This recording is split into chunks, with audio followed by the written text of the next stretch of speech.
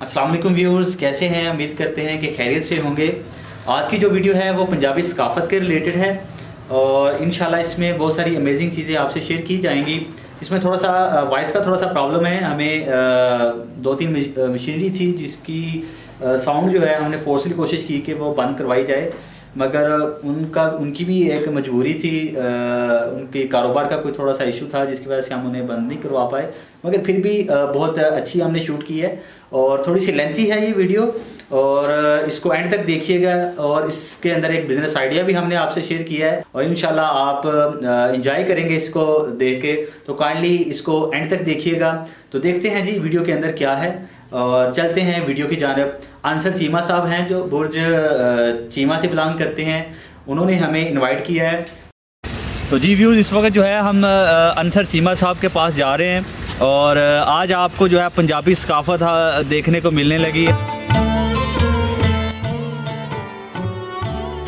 आज कोई उर्दू नहीं ना कोई इंग्लिश, क्योंकि आज साड़ी मादरी ज़ुबान वाली वीडियो है। जिन्हें पंजाबी लोग ने इन्हें लाजमन लाइक ते शेयर करन।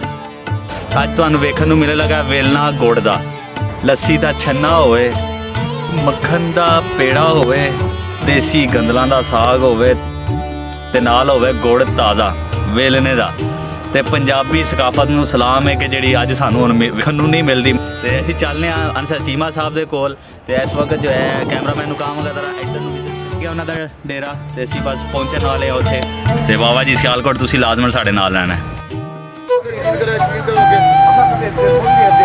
अस्सलाम वालेकुम व्यूअर्स, ये जो मैं पी रहा हूँ ये गन्ने का रस है, जिसे पंजाबी में रो कहते हैं। मैं रो पी रहा हूँ तो तुम यकीन मनो डॉक्टर हज़रात भी ये कहते हैं कि ये शुगर का कोई ताल्लुक नहीं। मिठा शहद वांगर तो कुदरती जिन्हों आते ना ये शरबत है तो ये चीज़ा ट्राई करनी चाहिए सानू। असी अपनी सकाफत में भुल रहे हैं तो तुसी जे किते तुहानू कोई वेलना नज़र आए किसी बाजार दे विच किसी खेत दे विच कि इस चीज़ को कदे मिस ना करना।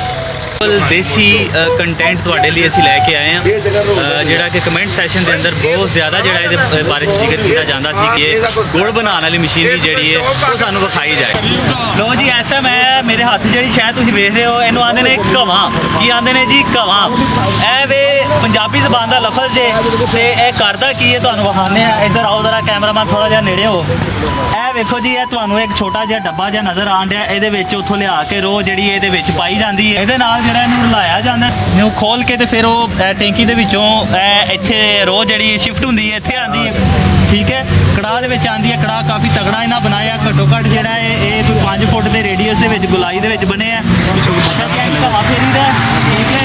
अगर जनाब छानना फड़ लिया मैं, ये छानने के नाल जो मैल जो मैल जी जी गंदियां चीज़ां गलादत चीज़ां निकलदियां ने वो इस तरह कट के जनाब बाहर लो जी। ऐसे मैं वेलना चलता पाया वेले के कोल ही खड़ा वा। पंजाबी मुहावरा भी तुम जिस तरह की सुनते रहते हो, अक्सर रेगुलर जनरल लोग बोलिया जाता है वेलने तेरी बांह आई तेरी। सुनते हो कि नहीं? क्या वो वेलना जनाब का वेल लो।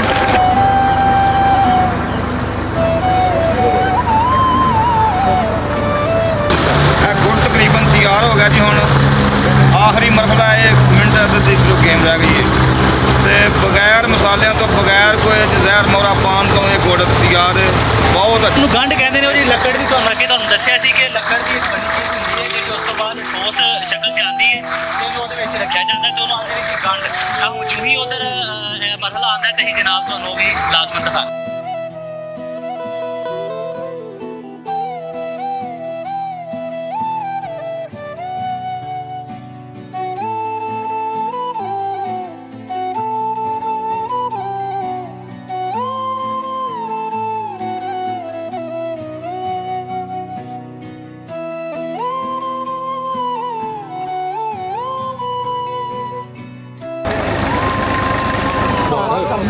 मैं आप शूट करना है ना,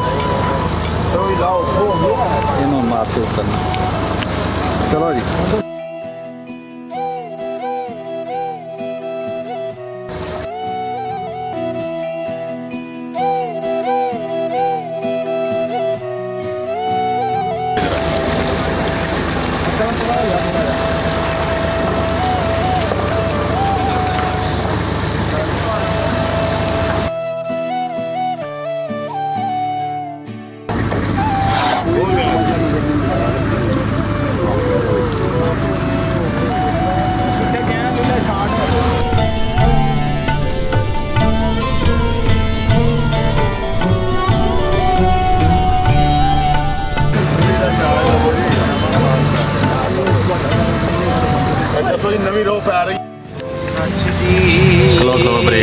गल जे पुछ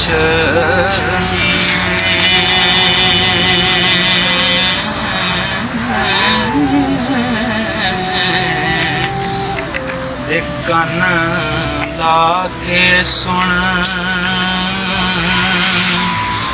मुटियारिए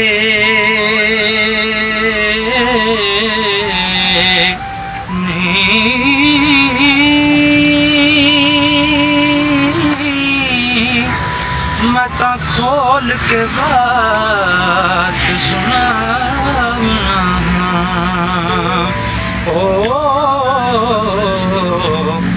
इस बात नू समझ विचारिए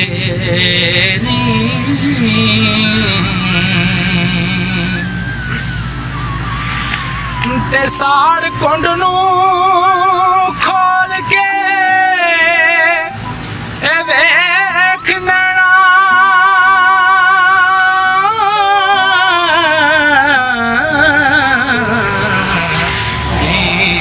अनोखिया सालुआ वालिए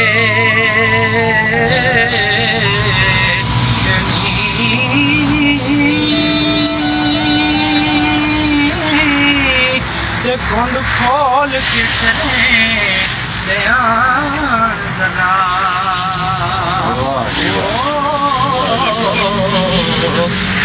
यार नजर आवी रन्ने डारिए नी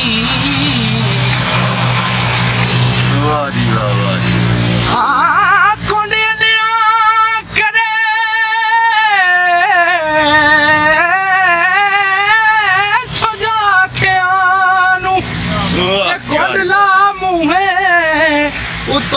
उतौलाड़िए नी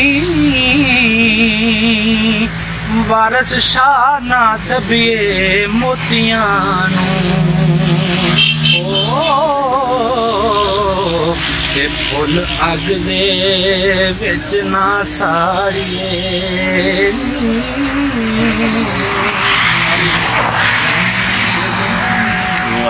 जी हुण इस टाइम मौजूद हाँ साढ़े सामने अख्तर चीमा साहब ने, ठीक है, साढ़े कोल इस सैटअप के जोड़े इंचार्ज ने, ठीक है, अंसर चीमा साहब जो जिन्होंने मिल लिया वो तुसी इन्हां दे छोटे भाई ने, ठीक है। ਇਹ ਸਾਡੇ ਕੋਲ ਬਜ਼ੁਰਗ ਹਸਤੀ ਬੈਠੇ ਨੇ, ਇਹਨਾਂ ਦਾ ਨਾਮ ਹੈ ਅਸਲਮ। ਕਿ ਅੱਜ ਦੇ ਜ਼ੋਰ ਦੇ ਅੰਦਰ ਵੇਖਿਆ ਜਾਂਦਾ ਕਿ ਜਿਹੜਾ ਸਾਡਾ ਪੰਜਾਬੀ ਕਲਚਰ ਹੈ ਉਹ ਬਿਲਕੁਲ ਖਤਮ ਹੁੰਦਾ ਜਾਂਦਾ ਪਿਆ, ਕਿ ਪੜ੍ਹੇ ਲਿਖੇ ਨੌਜਵਾਨਾਂ ਦੇ ਅੰਦਰ ਵੀ ਜਿਹੜੀ ਹੈ ਇਹ ਬਿਲਕੁਲ ਸੈਂਸ ਜਿਹੜੀ ਹੈ ਨਾ ਖਤਮ ਹੁੰਦੀ ਜਾਂਦੀ ਵੀ, ਕਿ ਛੋਟੀਆਂ ਮੋਟੀਆਂ ਜਿਹੜੀਆਂ ਚੀਜ਼ਾਂ ਜਿਹੜੀਆਂ ਪਹਿਲਾਂ ਕਦੀ ਸਾਡੇ ਵੱਡੇ ਵਡੇਰੇ ਕਰਦੇ ਸਨ, ਅਸੀਂ ਉਹਨਾਂ ਦੇ ਨਾਂ ਤੋਂ ਵੀ ਵਾਕਫ ਜਿਹੜਾ ਨਾ ਬਿਲਕੁਲ ਨਹੀਂ ਹੈ। ਤੇ ਤੁਸੀਂ ਮਾਸ਼ਾਅੱਲਾ ਬੜਾ ਸੋਹਣਾ ਇਹ ਕੰਮ ਕੀਤਾ ਹੈ ਕਿ ਤੁਸੀਂ ਕਹਿੰਦੇ ਹੋ ਕਿ ਸਿਰਫ ਪੰਜਾਬੀ ਸਕਾਫਤ ਨੂੰ ਜ਼ਿੰਦਾ ਕਰਨ ਵਾਸਤੇ ਜਿਹੜਾ ਤੁਸੀਂ ਇਹ ਸਟਾਰਟ ਕੀਤਾ ਹੈ, ਤੇ ਬੜਾ ਮਾਸ਼ਾਅੱਲਾ ਵੱਡਾ ਸੈਟਅਪ ਹੈ। ਮੈਨੂੰ ਇਹ ਸੀ ਕਿ ਸ਼ਾਇਦ ਕਾਰੋਬਾਰ ਕੀਤਾ ਹੈ, ਤੇ ਮੈਂ ਤੁਹਾਡੀ ਸੋਚ ਨੂੰ ਸਲਾਮ ਕਰਨਾ ਕਿ ਤੁਸੀਂ ਪੰਜਾਬੀ ਸਕਾਫਤ ਨੂੰ ਸਿਰਫ ਜ਼ਿੰਦਾ ਰੱਖਣ ਵਾਸਤੇ ਜਿਹੜਾ ਆਪਣਾ ਇੱਕ ਕਦਮ ਚੁੱਕਿਆ। ਤੇ ਹਾਂ, ਪੁਰਾਣੀ ਸਕਾਫਤ ਬਹਾਲ ਕੀਤੀ ਹੈ ਅਸੀਂ ਕੋਈ 40 ਸਾਲ ਤੋਂ ਬਾਅਦ ਤਕਰੀਬਨ। ਮਾਸ਼ਾਅੱਲਾ। ਤੇ ਤੁਸੀਂ ਇਹ ਪੰਜਾਬੀ ਜਿਹੜੀ ਸਕਾਫਤ ਹੈ ਉਹਦੇ ਅੰਦਰ ਖਾਸ ਤੌਰ ਖਾਣ ਪੀਣ ਦੇ ਹਵਾਲੇ ਨਾਲ ਕਿ ਪੁਰਾਣੀਆਂ ਜਿਹੜੀਆਂ ਖੁਰਾਕਾਂ ਸਨ ਉਹ ਅੱਜ ਜਿਹੜੀਆਂ ਨੇ ਬਚਾਈਆਂ ਨਹੀਂ ਜਾਂਦੀਆਂ, ਕਿ ਉਹ ਦੌਰ ਦੇ ਪਹਿਲਵਾਨੀ ਜਿਹੜੀ ਸੀ ਹੁੰਦੀ ਸੀ, ਜਿਹੜਾ ਜਿਸ ਤਰ੍ਹਾਂ ਕਿ ਸਾਡਾ ਗੁਜਰਾਂਵਾਲਾ ਦਾ ਇੱਕ ਨਾਮ ਰਿਹਾ ਹੈ ਪਹਿਲਵਾਨਾਂ ਦਾ ਸ਼ਹਿਰ ਅੱਜ ਵੀ ਕਿਹਾ ਜਾਂਦਾ ਹੈ। ਤੇ ਪੰਜਾਬੀ ਜਿਹੜੀ ਖੁਰਾਕ ਹੈ ਤੁਸੀਂ ਇਸ ਦੇ ਬਾਰੇ 'ਚ ਕੀ ਕਹਿਣਾ ਚਾਹੋਗੇ ਕਿ ਕਿਆ ਅੱਜ ਵਾਕਈ ਬਿਲਕੁਲ ਖਤਮ ਹੋ ਚੁੱਕੀ ਹੈ? ਬਿਲਕੁਲ ਖਤਮ ਹੋ ਗਈ ਹੈ ਸਾਡੀ ਸਾਦਾ ਖੁਰਾਕ ਹੈ। ਹੁਣ ਲੋਕ ਡਾਕਟਰ ਸਾਹਿਬਾਨ ਲੱਗ ਪੈਂਦੇ ਕਹਿਣ ਕਿ ਸਾਦਾ ਖੁਰਾਕ ਖਾਓ, ਇਹ ਚੀਜ਼ਾਂ ਛੱਡ ਦਿਓ, ਕਿ ਡਾਕਟਰ ਨੇ ਬ੍ਰੈਲਰ ਖਾਓ, ਉਹਨਾਂ ਨੇ ਕੱਟੇ ਦਾ ਗੋਸ਼ਤ ਖਾਓ। ਪਹਿਲਾਂ ਵੇਖੋ ਖੂਹ ਚੱਲਦੇ ਹੁੰਦੇ ਸਨ, ਬਿਲਕੁਲ ਉਹਨਾਂ ਦਾ ਜਿਹੜਾ ਸੀ ਉੱਤੋਂ ਫੇਸ ਨੰਗਾ ਹੁੰਦਾ ਸੀ, ਤੇ ਹਰ ਚੀਜ਼ ਜਿਹੜੀ ਧੂੜ ਮਿੱਟੀ ਵੀ ਜਾਂਦੀ ਸੀ, ਮਗਰ ਲੋਕ ਜਿਹੜੇ ਸਨ ਸਿਹਤਮੰਦ ਸਨ।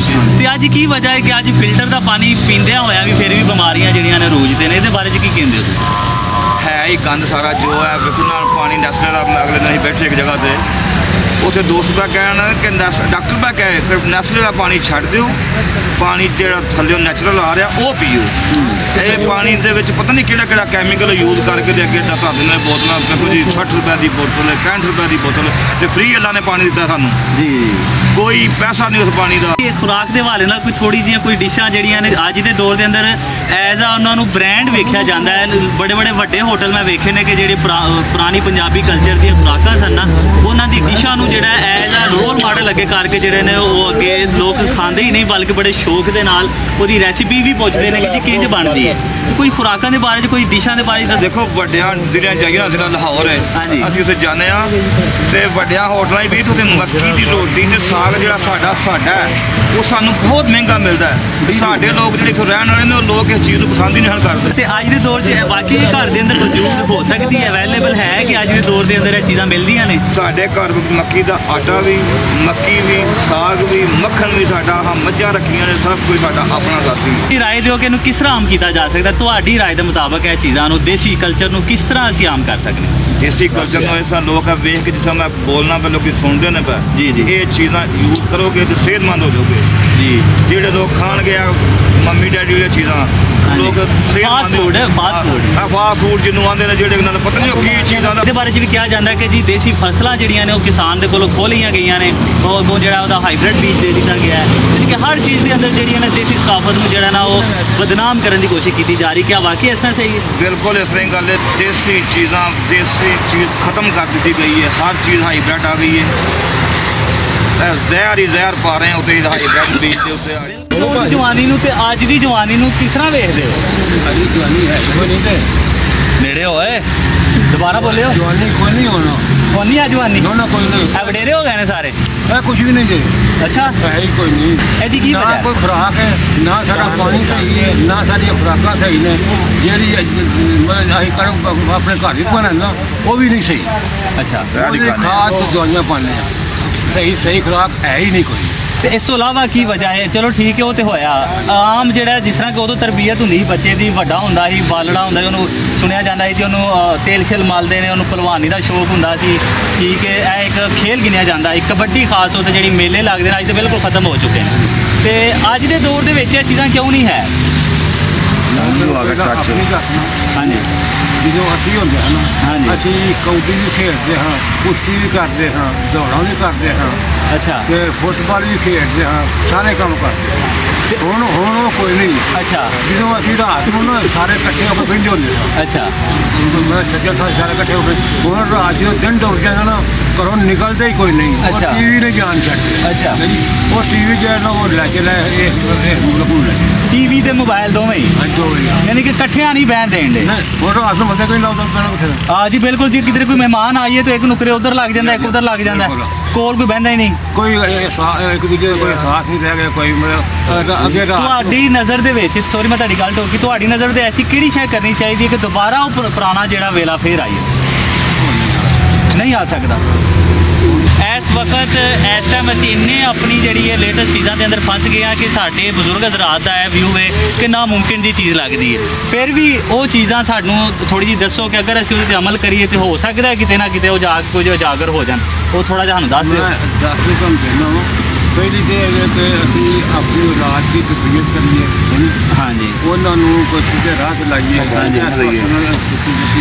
ਜਿਹੜਾ ਦੀਨ ਲਾ ਜਾਣਾ ਥੋੜਾ ਜਿਹਾ। ਹਾਂਜੀ, ਤੇ ਫਿਰ ਠੀਕ ਹੋ ਜਾਂਦਾ। ਸੋਹਣੀ ਗੱਲ, ਸੋਹਣੀ ਗੱਲ। ਫਿਰ ਠੀਕ ਹੋ ਜਾਂਦਾ, ਕੋਈ ਹੋਰ ਕੰਮ ਸਹੀ। ਕੋਈ ਇਹ ਵਾਲਦੈਨ ਦੀ ਆਪਣੀ ਜਿਹੜੀ ਨਾ ਇਹ ਸੋਚ ਇਹਨਾਂ ਨੂੰ ਕੋਸ਼ਿਸ਼ ਕਰਨ ਕਿ ਔਲਾਦ ਬਚਪਨ ਤੋਂ ਨਾ ਇਹਨਾਂ ਨੂੰ ਕੋਈ ਅੱਧੇ ਪਾਸੇ ਲਾਈਏ ਨਾ ਉਹ ਗੱਲ ਲੱਗ। ਅੱਛਾ ਬਜ਼ੁਰਗੋ, ਤੁਹਾਡਾ ਨਾਮ ਕੀ ਹੈ? ਮੈਂ ਪੁੱਛਿਆ ਨਹੀਂ। ਅਤਾਉਲਾ। ਕਿੱਥੋਂ ਦੇ ਰਹਿਣ ਵਾਲੇ ਹੋ ਜੀ? ਬੁਰਜ ਚੀਮੇ ਦੇ। ਮਾਸ਼ਾਅੱਲਾ, ਬੁਰਜ ਚੀਮੇ ਦੀ ਸਾਰੀ ਸੰਗਤ ਇਕੱਠੀ ਹੋਈ। ਵਾਹਦ ਉਹ ਜੰਡੂ ਸਾਈ ਦੇ ਆਏ ਨੇ, ਬਾਕੀ ਸਾਰੇ ਮੇਰੇ ਖਿਆਲ ਬੁਰਜ ਚੀਮੇ ਦੇ ਹੀ ਨੇ। ਠੀਕ ਹੈ। ਅੱਛਾ ਚੀਮਾ ਸਾਹਿਬ, ਤੁਸੀਂ ਕੀ ਕਹੋਗੇ ਅੱਜ ਦੀ ਜਿਹੜੀ ਯੰਗ ਜਨਰੇਸ਼ਨ ਹੈ ਪੁਰਾਣੇ ਦੌਰ ਦੀ ਜਵਾਨੀ ਜਿਸ ਤਰ੍ਹਾਂ ਕਿ ਉਹਨਾਂ ਦੱਸਿਆ ਉਹਦੇ ਵਾਂਗੂ ਤੋਂ ਬਣਨ ਲਈ ਕੀ ਕਰਨਾ ਚਾਹੀਦਾ? ਮੋਬਾਈਲ ਸਿਸਟਮ ਖਤਮ ਹੋ ਜਿਹੜਾ ਦੁਨੀਆ ਯੱਬ ਚੱਲੀ ਮੋਬਾਈਲ ਦੇ ਨਾਲ ਹੀ। ਨਿੱਕੇ ਨਿੱਕੇ ਬੱਚੇ ਜਿਹੜੇ ਹੁੰਦੇ ਨੇ ਨਾ 2-4 ਸਾਲ ਦੇ, ਉਹਦੇ ਹੱਥ ਲੋਕਾਂ ਮੋਬਾਈਲ ਦਿੱਤੇ ਨੇ। ਸਹੀ ਹੈ। ਉਹ ਜਵਾਨੀ ਵਾਲੀ ਗੱਲ ਹੀ ਕੋਈ ਨਹੀਂ, ਹੁਣ ਸਿਰਫ ਮੋਬਾਈਲ ਤੇ ਚੱਲ ਰਹੀ ਹੈ ਦੁਨੀਆ। ਅੱਛਾ, ਨਾ ਕੋਈ ਖੁਰਾਕ ਅਸਲ, ਪਹਿਲੇ ਨੰਬਰ ਤੇ ਖੁਰਾਕ ਹੀ ਅਸਲ ਕੋਈ ਨਹੀਂ।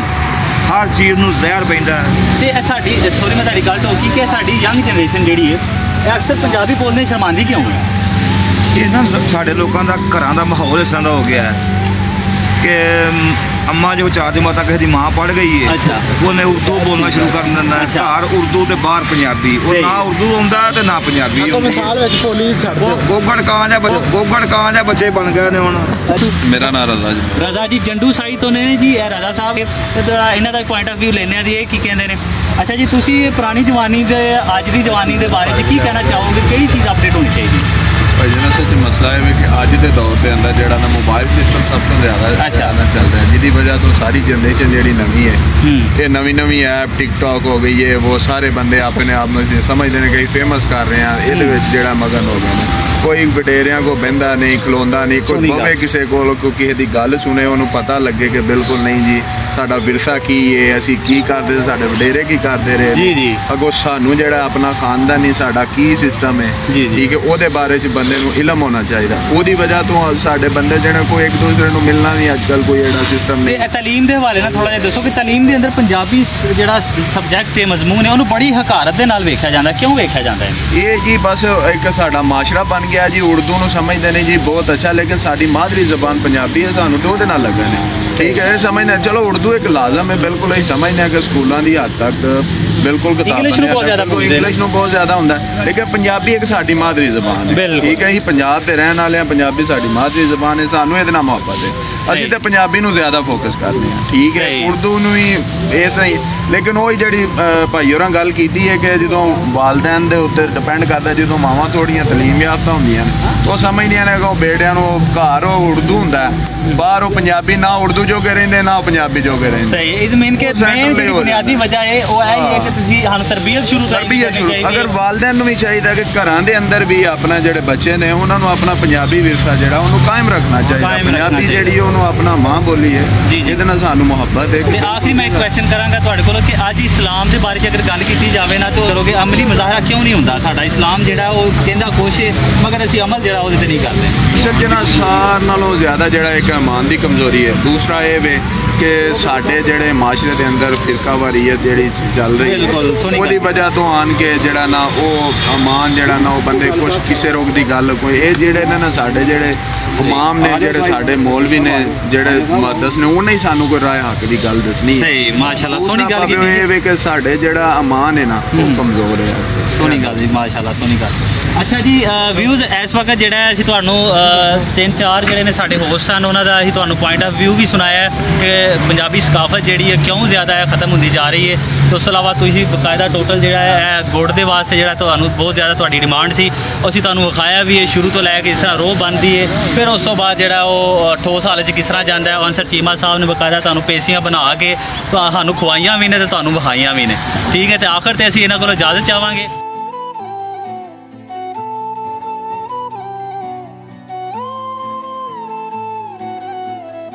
ਪੰਜਾਬੀਆਂ ਦੀ ਸ਼ਾਨ, ਪੰਜਾਬੀ ਜ਼ੁਬਾਨ, ਪੰਜਾਬੀਆਂ ਦੀ ਸ਼ਾਨ, ਪੰਜਾਬੀ ਜ਼ੁਬਾਨ, पाकिस्तान जिंदाबाद। तो जी व्यूज़, अब आपको हम रेट बता देते हैं जी। इसका रेट क्या है अगर आपने इस सेटअप को लगाना चाहते हैं तो इस मशीनरी का जो है आपको ओवरऑल ख़र्चा बता देते हैं। तो 1.5 लाख तक इसका ख़र्चा आएगा और इसके बाद का जो मज़ीद जो है इसमें चीज़ लगाने वाली है वो है जी पीटर। आप जैसे कि ट्यूबवेल के साथ नीचे वो चलता है 20 से 25 हज़ार रुपया उसका ख़र्चा आएगा, वो सेपरेट से है। और इसकी प्रोडक्शन के हवाले से अगर आप पूछना चाहते हैं तो फ्यूल 2 लीटर या 1.25 लीटर के अंदर जो है 1 घंटा तक जो है ना ये मशीन चल सकेगी। तो इसके अलावा जो है मज़ीद आपने फ़र्दर मालूमात अगर लेनी है इसके अलावा जी तो काइंडली आप डिस्क्रिप्शन में जो है हमारा नंबर आपके पास है, आप जो है ना हमसे रब्ता करके पूछ सकते हैं।